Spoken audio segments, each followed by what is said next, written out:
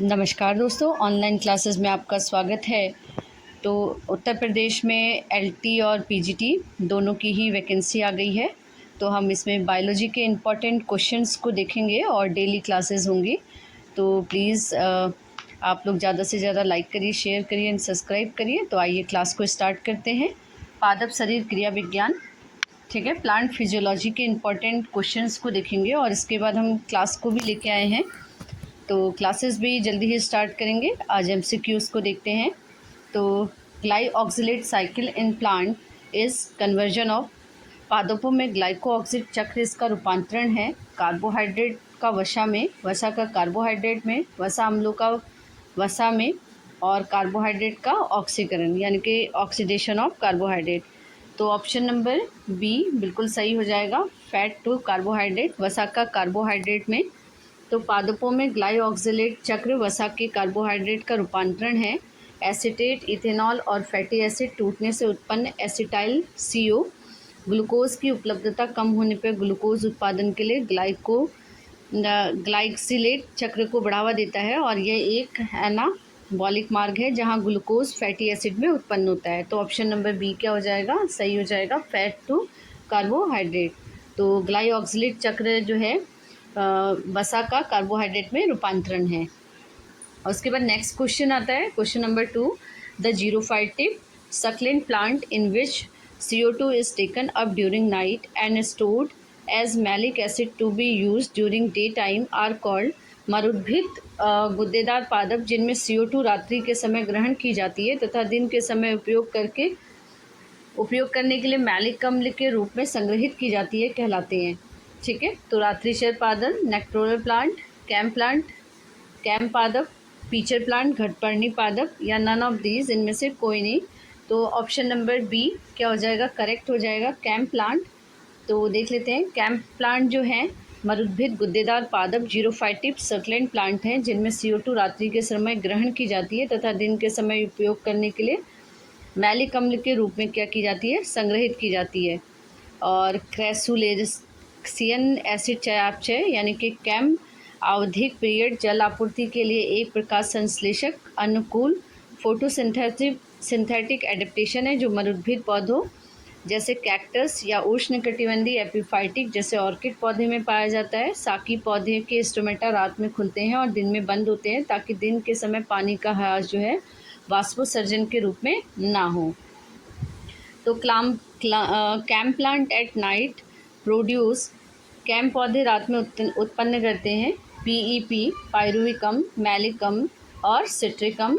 तो ये हो जाएंगे मैलिक अम्ल, अभी हमने क्वेश्चन नंबर 1 में भी देखा था। ठीक है, तो कैम पौधे रात में क्या उत्पन्न करते हैं, मैलिक अम्ल उत्पन्न करते हैं। In crassulacean plant stomata are open in dark due to the accumulation of. Crassulacean plant में स्टोमेटा किसके संचय के कारण अंधेरे में खुले होते हैं, तो ऑक्जेलो एसिटिक एसिड के, मोनोसैक्राइड्स के, मैलिक एसिड के, फॉस्फेट के, फॉस्फोफिनोलिक के, ठीक है, फॉस्फोफिनोलिक के, ठीक है। तो ऑप्शन नंबर सी क्या हो जाएगा, सही हो जाएगा, मैलिक एसिड। तो क्रैसुलेशन पादपों में स्टोमेटा यानी कि जो रंध्र होते हैं वो मैलिक अम्ल के संचय के कारण अंधेरे में क्या होते हैं, खुले रहते हैं। नंबर 5 है, क्वेश्चन नंबर 5 है, stomata of CAM plant CMA, CAM plant यानी कि कैम पौधों में वातरंध्र क्या होते हैं, हमेशा खुले रहते हैं। Always open during the day and close at night, दिन में खुलते हैं और रात में बंद होते हैं। Opening during night and close during day, रात को खुलते हैं और दिन में बंद होते हैं या कभी नहीं खुलते हैं। तो इनमें हो जाएगा कि रात को खुलते हैं और दिन में क्या होते हैं, बंद होते हैं। ऑप्शन नंबर सी क्या हो जाएगा, सही हो जाएगा, कैम पौधों के वातरंध्र रात में खुलते हैं, मैलिक अम्ल। ठीक है, इसे सही कर लीजिए, मैलिक अम्ल संचय हेतु एवं दिन में क्या रहते हैं, ये बंद रहते हैं। ठीक है, क्वेश्चन नंबर 6 है, upward translocation of water in a plant is called correctly. एक पादप में जल ऊपर चढ़ने के लिए सही उपयुक्त शब्द है वाष्पोत्सर्जन, जल का अवशोषण, जल का आरोहण, जल का आरोहण, ठीक है, रसारोहण हो जाएगा यहाँ पे। ठीक है, जल का रसारोहण। तो एक्सेंट ऑफ शेप यानी कि रस का जो आरोहण रस का जो आरोहण है, सॉरी, ये जल का आरोहण है, ये रस का आरोहण है। ठीक है, तो रस का आरोहण ऑप्शन नंबर डी क्या हो जाएगा, सही हो जाएगा। रस का आरोहण एक पादप में जल में ऊपर चढ़ने की प्रक्रिया है। जड़ के पौधे के अन्य सभी भागों में पानी और खनिजों का आवागमन को रस का आरोहण कहते हैं। पौधों में जाइलम वाहिकाएं पूरे पौधे में पानी एवं खनिज के संचालन के लिए जिम्मेदार होती है। हालांकि पानी के परिवहन की प्रक्रिया दबाव से संचालित होती है। पौधे जल की जड़ों द्वारा अवशोषित करते हैं और वाष्पोत्सर्जन पत्तियों द्वारा होता है। Bending of plant, question number 8 हो जाएगा। Bending of plant organ due to its more growth on a upper side is called. पौधे के एक भाग का ऊपरी सतह पर अधिक वृद्धि के कारण मुड़ना कहलाता है। जियोट्रॉपिज्म भूमि अनुवर्तन, फोटोट्रॉपिज्म प्रकाश अनुवर्तन, एपिनेस्टी अधोकुंचन। तो ऑप्शन नंबर सी क्या हो जाएगा, सही हो जाएगा, अधोकुंचन। अधोकुंचन पौधे के एक भाग का ऊपरी सतह में अधिक वृद्धि के कारण मुड़ना है। अधोवृत्ति वर्तन पत्तियों या पौधों के अन्य भाग के ऊपर की ओर झुकना है, जो उनकी निचली सतह पर वृद्धि के कारण होता है।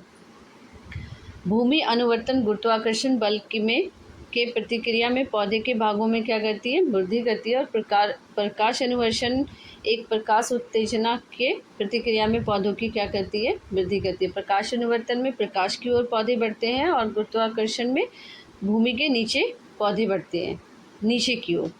ठीक है, तो Kranz anatomy is found in a following. निम्न में से क्रेंज शारीरिक एनाटॉमी पाई जाती है C3 प्लांट में, C3 पादपों में, C2 प्लांट में, C2 पादपों में, C4 प्लांट में, C4 पादपों में, और इनमें से कोई नहीं। तो ये हो जाएगा C4 पादपों में। तो क्रेंज शारीरिकी C4 पादपों में पाई जाती है और यह एक विशेष संरचना है जहाँ मीसोफिल कोशिकाएं बंडल शीत कोशिकाओं के चारों ओर एक रिंग की तरफ रिंग लाइक फैशन की समूहित होती है। ठीक है, उसके बाद क्वेश्चन नंबर 10 है। क्रेंज एनाटॉमी फाउंड इन, क्रेंज शारीरिक संरचना पाई जाती है मटर में, चने में, गन्ने में, आम के पौधे पे। तो ये जाएगा आपके गन्ने में क्रेंज शारीरिक संरचना पाई जाती है।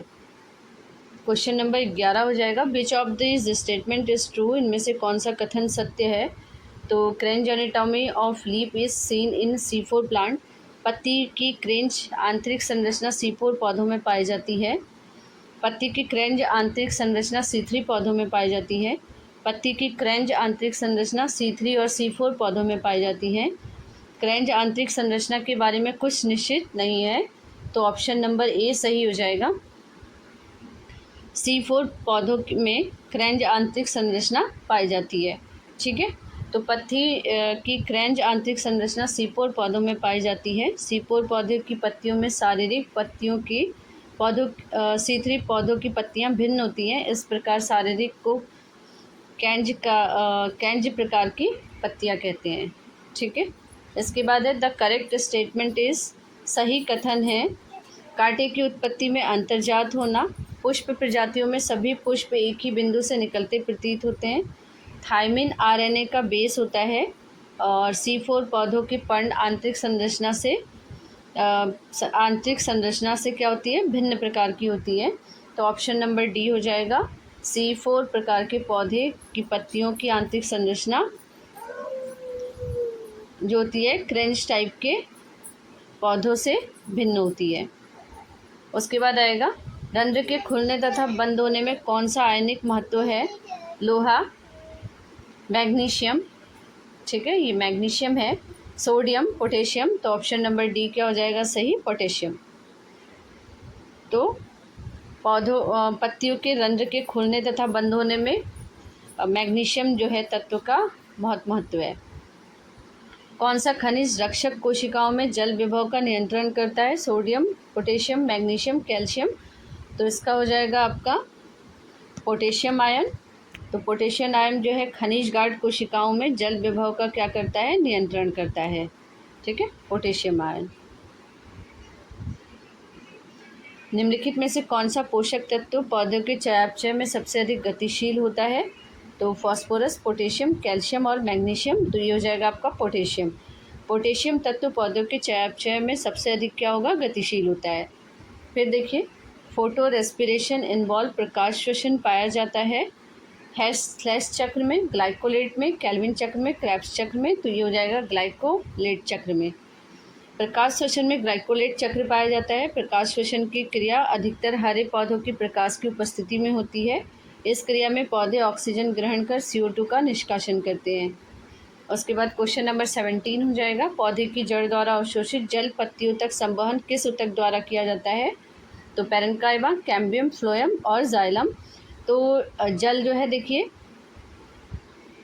जल किससे शुरू होता है, जाइलम से जल। तो जल का संवहन कौन करेगा, जाइलम। ठीक है, ऑप्शन नंबर डी इसका सही हो जाएगा। तो पौधों की जड़ द्वारा अवशोषित जल का पत्तियों तक संवहन जाइलम ऊतक द्वारा होता है। जाइलम एक जटिल ऊतक है। इनमें मुख्य रूप से ट्रैकेट्स वाहिकाएं, जाइलम फाइबर, जाइलम पैरेन्काइमा शामिल है। जाइलम जो है पानी, खनिज, लवण तथा कुछ कार्बनिक, नाइट्रोजन और हार्मोन के स्थानांतरण का कार्य करता है। फ्लोएम ऊतक प्रकाश संश्लेषण के दौरान बने घुलनशील कार्बनिक यौगिकों के पौधे के अन्य भाग तक क्या करता है, ये स्थानांतरित करता है। Guttation in plant occur throw, पौधों में बिंदु श्रावण इससे होता है। रंध्र जो पत्तियों पर पाए जाते हैं, पत्तियों के जलरंध्रों द्वारा, तने की सतह के जलरंध्रों द्वारा या उपयुक्त सभी के द्वारा। तो ये हो जाएगा आपका ऑप्शन नंबर बी, पत्तियों के जलरंध्रों द्वारा।